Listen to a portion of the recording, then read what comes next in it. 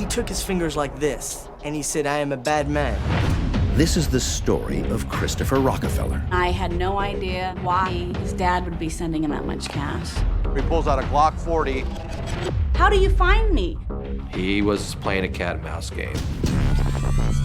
He's a master of deceit. She thought he might be a drug dealer. They treat him like he's a king. This guy is not old money. He's not even new money. A man with dark secrets. Secrets about to be revealed. Nothing that he said added up. I was surrounded by the FBI, CIA. I was like, are you kidding me? I do believe every day he woke up, he was thinking about who his next victim was going to be.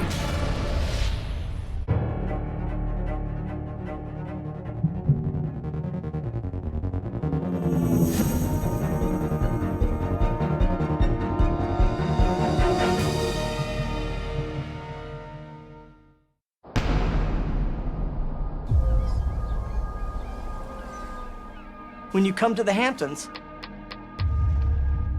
you gotta be somebody that's money, somebody that's serious. Somebody like a Rockefeller. Christopher Rockefeller. Young, charming, and French.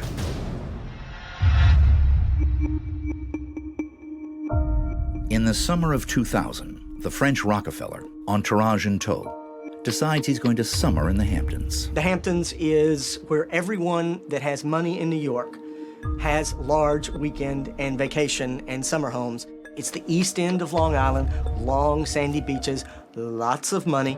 It's the kind of place where a wealthy Rockefeller fits right in.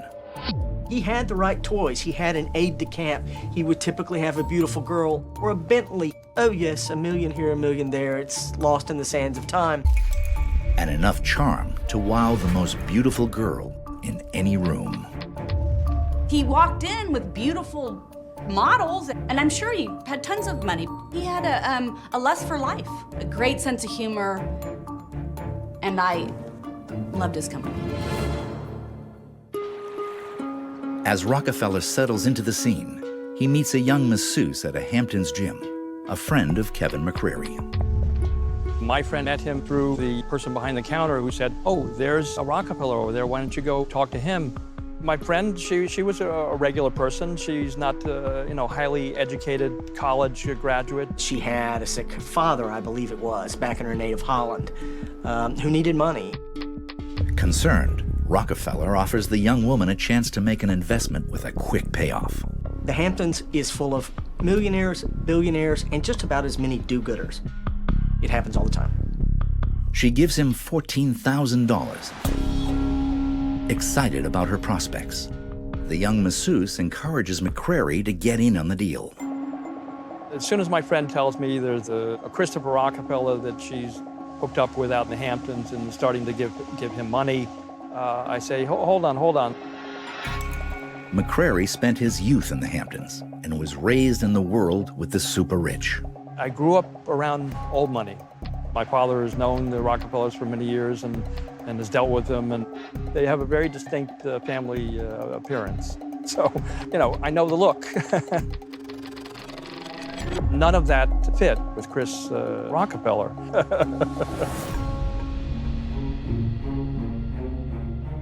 I go to the internet, do a search, and what do I find? I find a Christopher Rockefeller. Only one problem. He died somewhere in the late 1700s. He looks pretty good for a guy who's been dead for a couple hundred years.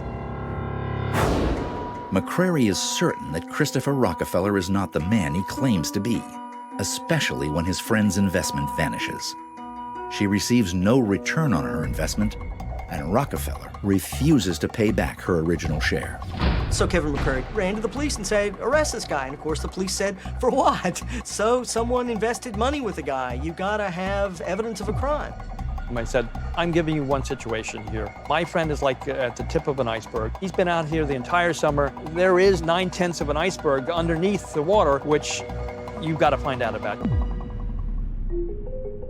In fact, McCreary suspects Rockefeller may have swindled hundreds of thousands of dollars from individuals summering in the Hamptons.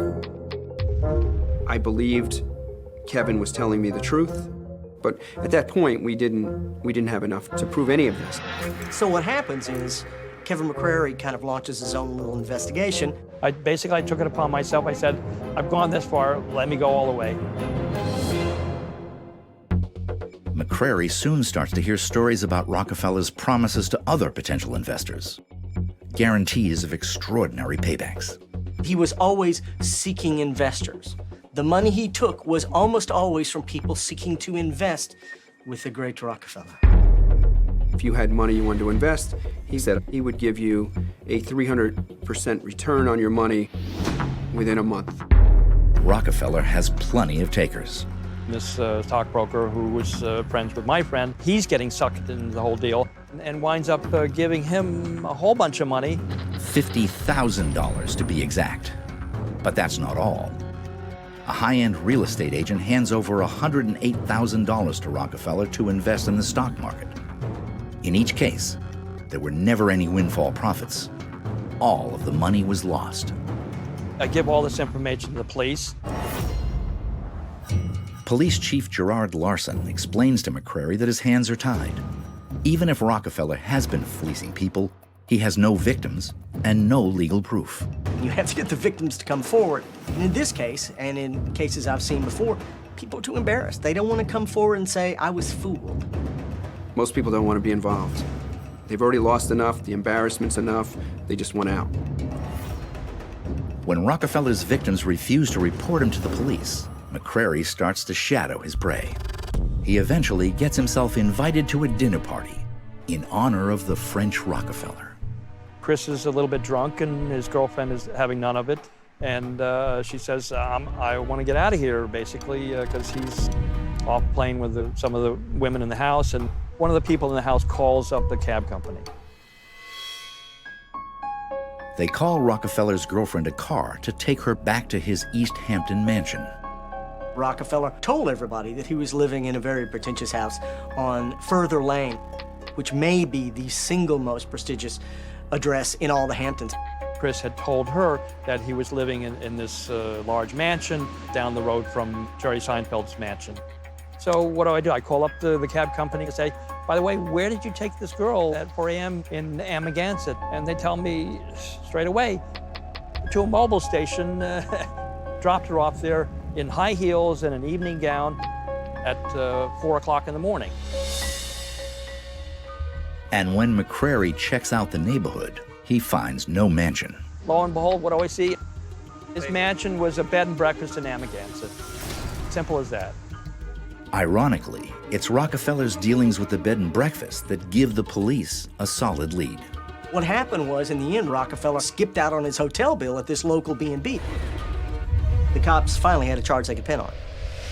They had an outstanding hotel bill of over $11,000. So we arrested him, we bring him in. He is held overnight here. He was different with us than he was with his victims. He was not charming in any way. They arrest Christopher Rockefeller. They find out that he's not Christopher Rockefeller. He produced a passport which showed his name as being Fabian Ortuno.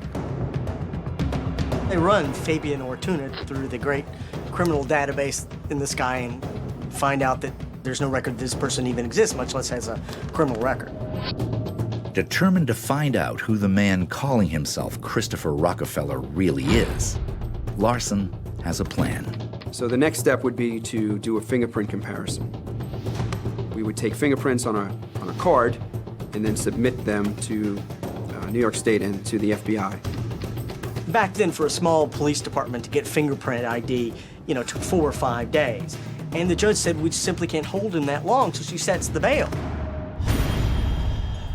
Didn't think he would make the $45,000 cash bail. Unfortunately, I believe his girlfriend at the time, or wife, brought the money, which was probably the money that was left over from the victims. And Christopher pays the bail, and jumps the bail, and vanishes.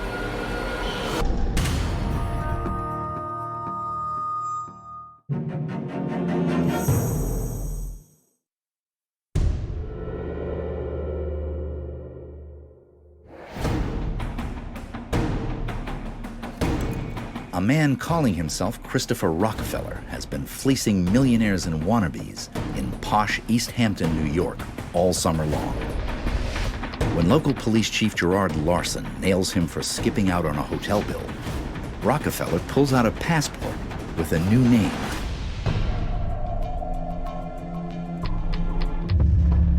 He produced a passport that had the name of Fabian Ortuno on it, and he claimed that was his name. Didn't sit right with me. In less than 24 hours, the mystery man makes bail and disappears. Police have no clue where he's gone or what his real name is until they get a report from the FBI. We got the results of the fingerprints, which showed that he was wanted in California under the name of Christophe Rocancourt. Christopher Rocancourt is a pure con man. Nothing but a pure con man. Always has, always will. George Mueller is a senior investigator for the Los Angeles District Attorney. It was a game to Christopher from day one on. That's who he was. It was a game. He's been tracking this guy for years and knows him inside and out. One of the things that marks Rocancourt as a con man is his ability to slide in and out of different identities. In Paris, he's a Russian prince. In LA, he's Christopher de Laurentiis, nephew of the great producer Dino de Laurentiis. So when you come to the Hamptons, you have to be money. You have to be Wall Street. To even begin to do what this fellow did, you have to know your market. You have to know who you're playing to. So Christopher Rocancourt naturally becomes Christopher Rockefeller. I think it was just about that simple. Christophe Rocancourt, age 34, international con man. And now, a fugitive with an elusive past in Los Angeles.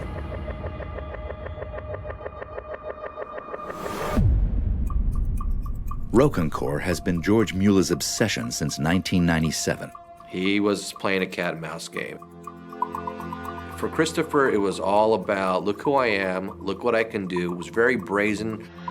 I was part of the game, and I was going to do my job to put him behind bars where he needed to be. We got a call one day that an individual by the name of Benny wanted to come in and speak with us about this con man that was in LA ripping people off. Benny Amgar was Christophe's bodyguard, his driver, his assistant. Kind of looked like an enforcer. It appears that Benny turned snitch when he thought Rocancourt was going to frame him for the theft of some clothing, something like $250,000 worth of clothing. And so rather than take the fall, Benny went to the LA District Attorney and talked to George Mueller. You know, Benny comes in, we sit down in a little office and we start to talk, and he starts to tell the story.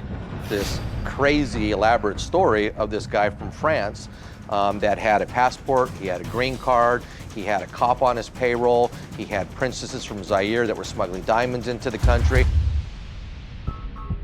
Benny tells Mueller that his boss is a master of the confidence game. A lot of the scams were pure fraud. I can make you $25,000 if you give me $5. In this case, most of the people, he says, give me $15,000, $25,000, and I'll make you tenfold, $250,000. He's got the Ferrari, he takes you to lunch, he buys Dom Perignon, Cristal, pays for your dinner, there's a bodyguard, there's the paparazzi outside when he walks out. So he had everything kind of laid out, but the scam was, give me money now, I'll have the money wired to you. Christopher can make you believe that there is a lake in the desert and there's no lake there. But I can sell it to you. Even French pop star Michel Polnareff isn't immune. Christopher approached him and presented a potential business deal to him, and then also told him that he could get him an international gun permit. Well, there is no such thing as an international gun permit, and Michel doesn't know this, but he believes that Christopher can get him this. I understand that he paid up to maybe $100,000 on that. He told Michel he was going to help him buy a Hummer, which belonged to Dodi Fayed. The heir, Dodi Fayed, who later was killed with Princess Diana. And for some reason, Rocancourt was absolutely obsessed with owning this car. He gave Michelle the opportunity, hey, what an opportunity this is for you to own Dodi Fayed's Hummer. And so he got the money from him. And of course, Michelle never got the car, never saw that money again, and Christopher drove the car. Polnareff doesn't press charges, and neither do dozens of Rocancourt's other wealthy victims. They felt silly, they felt abused, and the last thing they wanted to do was charge out into the streets of Beverly Hills and announce, I just got taken for $1 million by a guy who can barely speak English. How is it possible that a man like Rocancourt gets away with the con over and over again? I do believe every day he woke up, he was thinking about who his next victim was going to be. Who am I going to con today to get that? And his victims ranged from anybody. If it was a $5,000 victim, he didn't discriminate. He could take $5,000, he could take $500,000. Benny tells police about a film extra who fell for Rocancourt's scams the year before.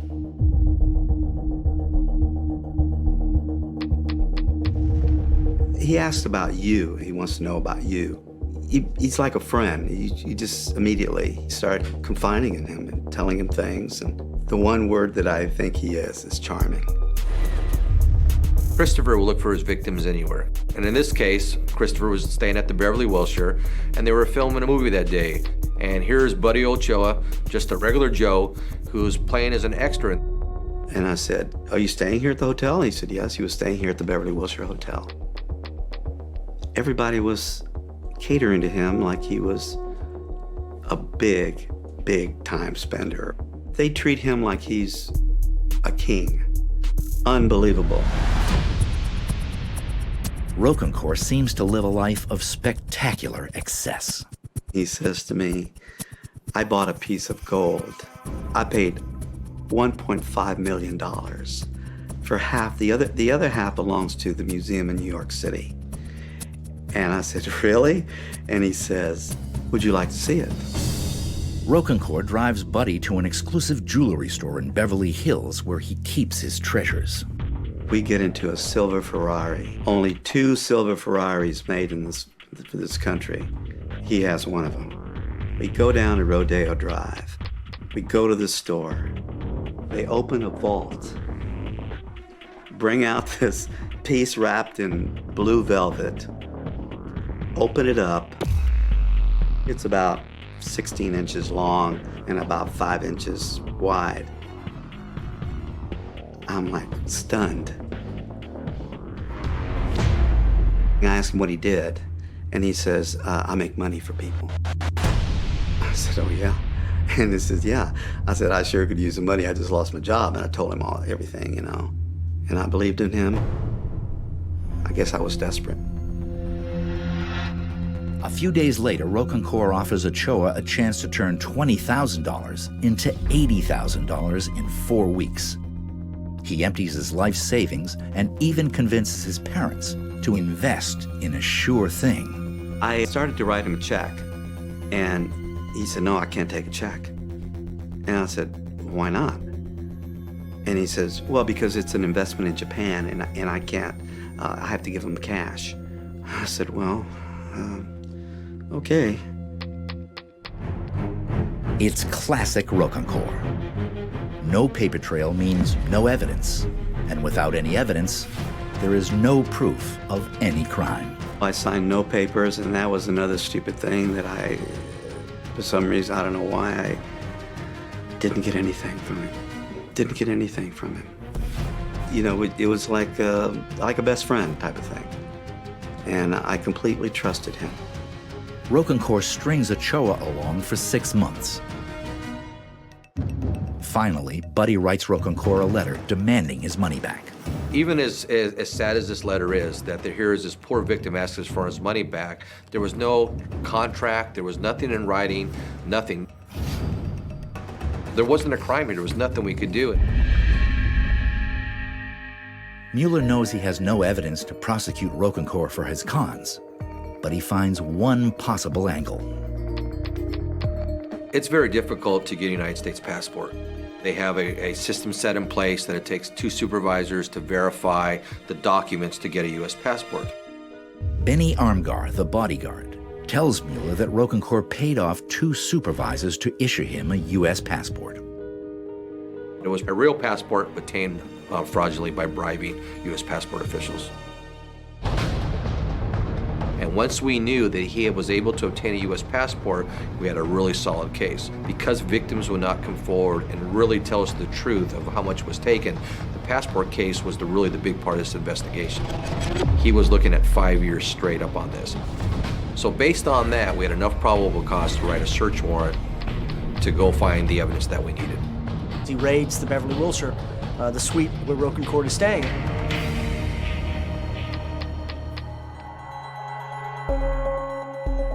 One of the things that we found right away was an internal memo from the Regent Beverly Wilshire Hotel. In this case, he already owed him $40,000. We found a day planner. So when you go into the daily planner, it's the who's who in Hollywood. He had Jean-Claude Van Damme's number in there. He had Mickey Rourke and other people like that. The one thing we didn't find at that time was the passport. What will it take to trap the international conman before he ropes in his next victim?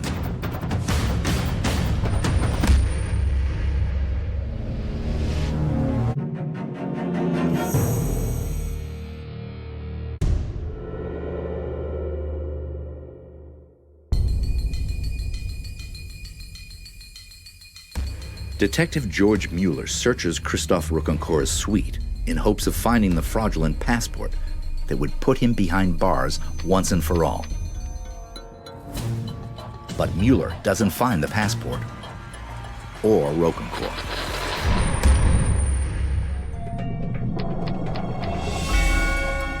It turns out he went on some type of Asian grand tour because there's lots of gullible people out in the Asia Pacific too, I guess. I did not believe he was going to come back. But it's not like we didn't stop looking. We were continuously working the case. We were trying to gather intelligence information. Mueller starts digging into Christophe's past. 6 years earlier, Rocancourt first arrived in Los Angeles. That's when he met Gree Park. Gree is a young actress who had recently moved to LA. Gree Park was a beautiful hat check girl, and he saw her across a crowded room. I was a co-check girl at Bar 1 in LA, and he came in one night. And he told me that he was a student at UCLA and his father was a diplomat. I mean, that sounded reasonable, rational. I mean, I believed him. I didn't think anything else. He was super charming and charismatic with me. He was very real. He was so funny. His sense of humor. He just was kind. I did see the truth. I wasn't blind. I saw, oh, he's broken. I saw, oh, he was lost. I think we're all lost in our 20s. But there was a fire. He had life. So when it turns out she'll have to take a couple of days off, Gree feels compelled to let him know. I told him, I'm going to my cousin's wedding, so I'm not gonna be here this weekend, just to let him know. All she says is San Francisco, wedding, and weekend. No one's gonna believe this moment. I come down these steps and I look, and he's just leaning against a car, just staring at me. I was like, how the hell did you get here? How do you find me? I mean, because he found me, and then he's there, and he's looking at me, and he's so confident, and he just like I did it. Like, I went after you, and I've kept going. And you keep saying no, but guess what? I'm here. Oh, my heart. Come on, man, finish. You for me. Gree Park was the closest thing I ever found to Christopher Rocancourt having an actual, personal, honest relationship with another human being. Gree's large, close-knit family makes Rocancourt feel like he belongs. I think what happened is that he had never known true love. He was telling my mom, I'm gonna take her. Like, his English wasn't so good, you know what I'm saying? But I'm gonna take her, meaning I'm gonna make her my wife. A year after meeting, Rocancourt asked Gree to fly with him to Las Vegas. Once we got there, he asked me, he said, do you want to get married? The first time that I learned that his name was Christophe Rocancourt is when we got married in Las Vegas. The couple settles into married life, and almost right away, Gris and Christophe find out they're expecting. Shortly after we were married, I started to notice that there was a lot of cash, just tons of cash, and it was in a safe, but it just seemed like a tremendous amount of money. Why wouldn't he just put it in your bank? Like bank to bank, like everybody who's normal does. Nothing that he said added up. She couldn't figure out what he actually did. She thought he might be a drug dealer, she just didn't know.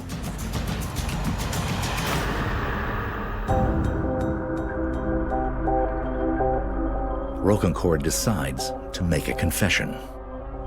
He took his fingers like this, and he said, "I am a bad man." He says to me something about a gun. He was crying, and I'm not a good person. I thought he said he robbed somebody. Well, who do you go to find out about a bad guy? You go to the good guys. I decided I'll leave a message for an FBI agent just in case, you know, something. Hi, I'm so sorry to bother you. This is on a recording. You're right, I'm not talking to him. But my name is Gris Park, and I married a man named Christophe Rocancourt. If there's anything about him that you know, if you've heard about him, give me a call. If not, forget you ever got this message. Gris is stunned by what happens next. I would say within 30 minutes, I was surrounded by the FBI, CIA, and international police. And they were just walking through my door. They said he was an international con artist. Rocancourt is wanted by Interpol for a jewelry heist and other scams in Europe. I mean, honestly, I was like, are you kidding me? They said, will you help us catch him? That was a nightmare. I was pregnant, and I saw what I believed was something really good in him. And I didn't want him to be alone. I don't know. Gris Park has to decide: send her husband to jail or surrender to his life of crime.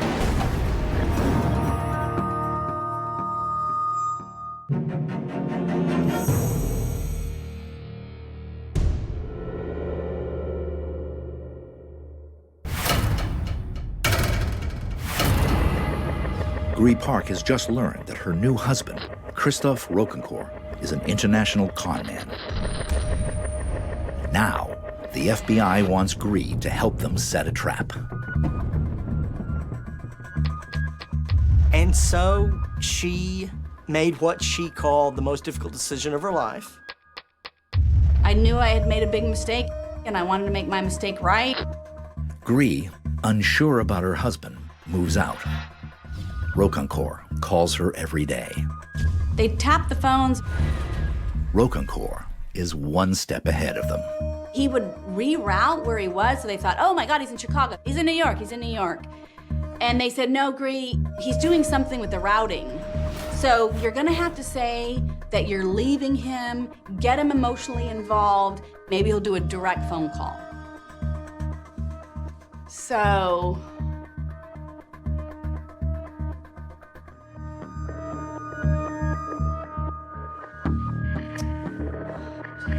it's not like I care. Anyway, so I said, oh yeah, of course, and whatever. And so. And it works. The FBI traces the call to Las Vegas, where he had married Gris only a few months earlier. Within 5 minutes, he was in an FBI car, and he got one phone call, and he called me. And he said, I know that you're the one that turned me in, and I just want you to know that I'll always love you and our child. He's like, but we had the best love story. How could you do this to me? Why would you do this to me? You knew I never knew love, and then you just threw me away. And it was sad, and you know, I was young and stupid, and I fell in love with him, so. He is taken back to France, where he had some outstanding con man type charges, and he ended up in jail for almost 3 years. Gree Park files for an annulment and gives birth to their baby daughter. Once he is released from prison, Rocancourt embarks on the next phase of his career, the one that puts him on his collision course with George Mueller 2 years later.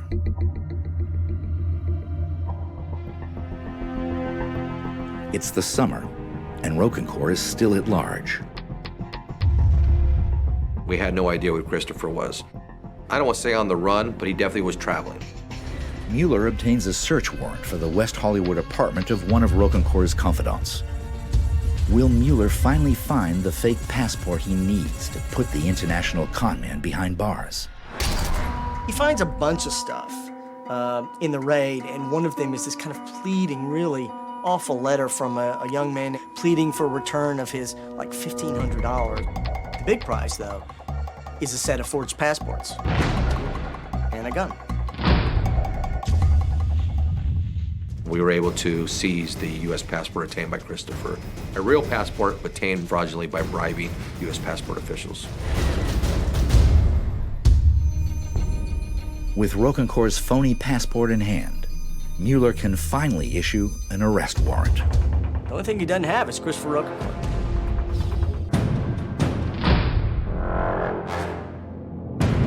Out of the blue one afternoon, I get a telephone call.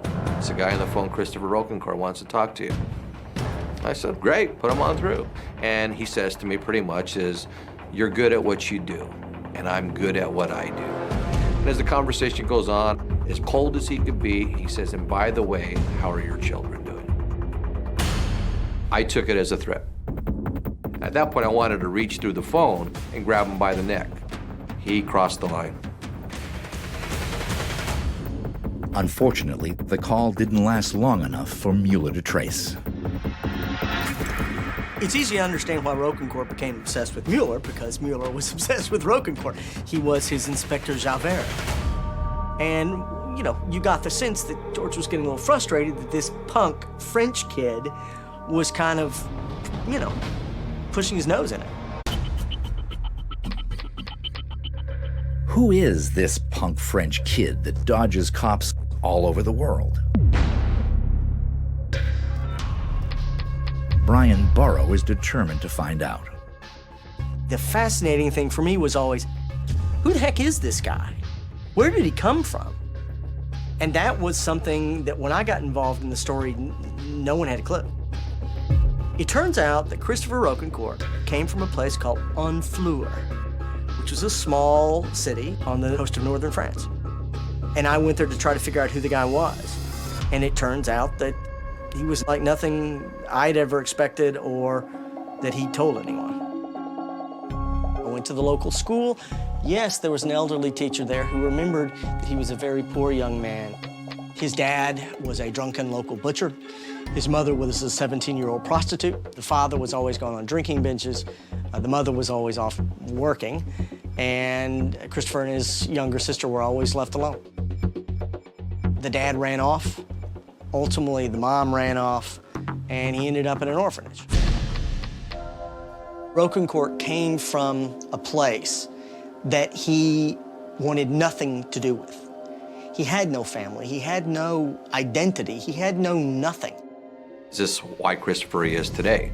Is it because he felt abandoned? He's mad at the world? It's still wrong.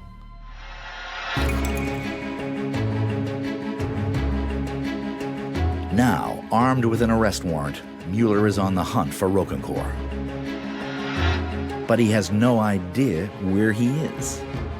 What Mueller didn't know is that Christopher came back and was out there cruising the streets of Beverly Hills. And then a strange thing happens one night in West Hollywood. He's driving in his beloved Humvee, and he's at a stoplight. And somebody else was at the stoplight, and apparently they were angry at him. Christopher, in fear for his life, not knowing what's going to happen, reaches into his center console where he pulls out a Glock 40. Gunshots were fired. Then, a terrified Rocancourt leaves the car and runs. runs across the street, and lo and behold, where's he at? The West Hollywood Sheriff Station.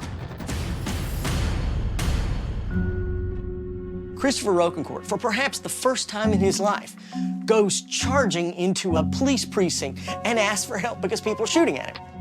The detectives do their investigation, and they realize there's no shots being fired into the car. The shots are all coming out of the car. There is no sign that anyone fired any shots at Rocancourt. When police track down the man Christophe shot at, the man refuses to press charges. But that doesn't keep the cops from putting Rocancourt behind bars. He's the one doing the shooting, so they arrest him. But the international con man has another trick up his sleeve that will leave Los Angeles law enforcement officials stunned.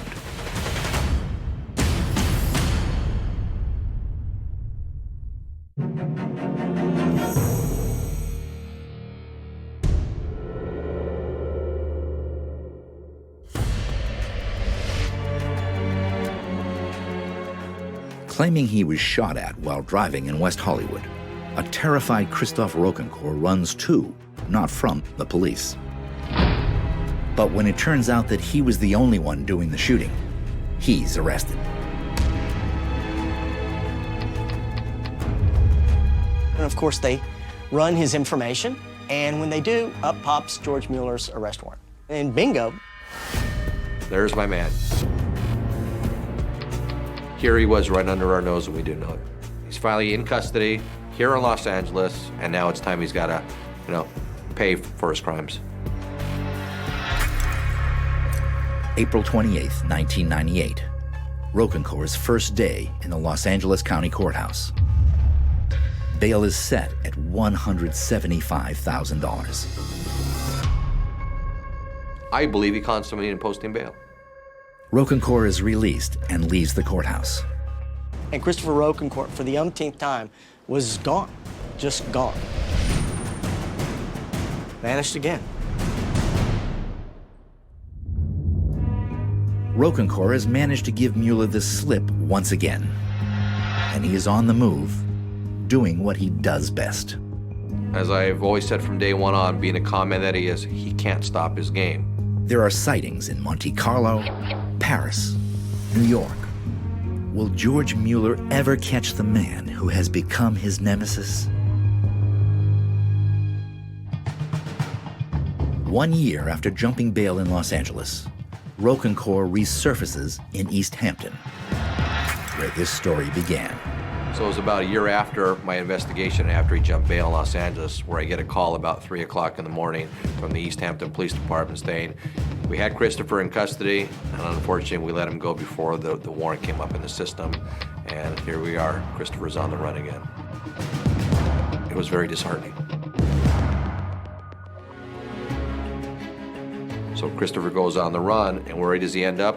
Up in Vancouver, in Canada, and he starts his game all over again. This time, he's a race car driver. And now he wants to invest $5 million into a company of a gentleman.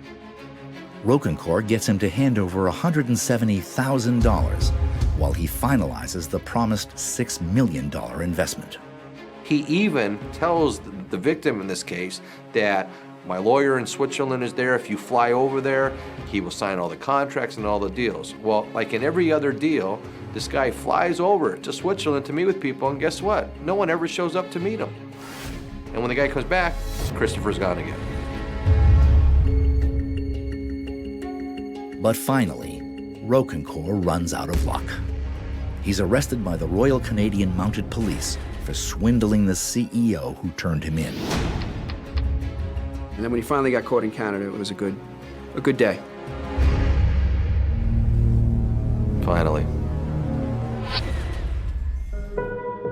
Rocancourt spends over a year in a Canadian jail. He's extradited to the US, and in 2003, he's arraigned in federal court. But there's one big difference between this trial and the others. No bail.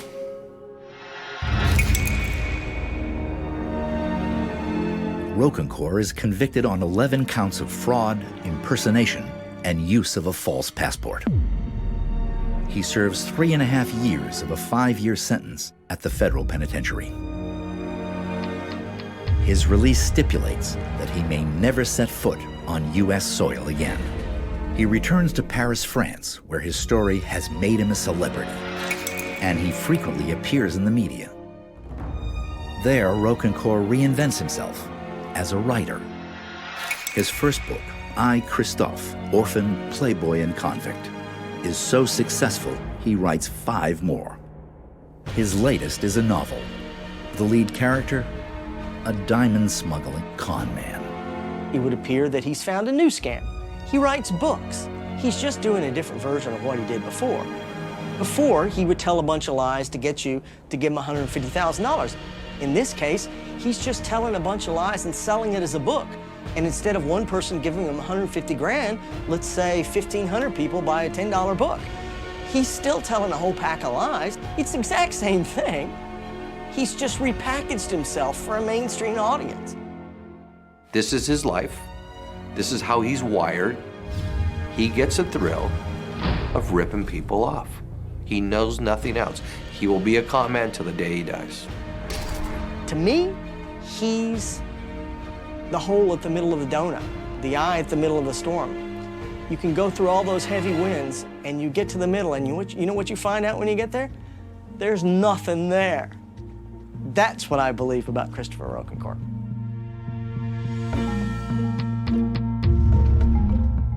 I'm glad I married Christopher. For whatever reason, I was truly in love with him. And I don't know why, but I would never take it back. I would never take back meeting him. Not in a million years.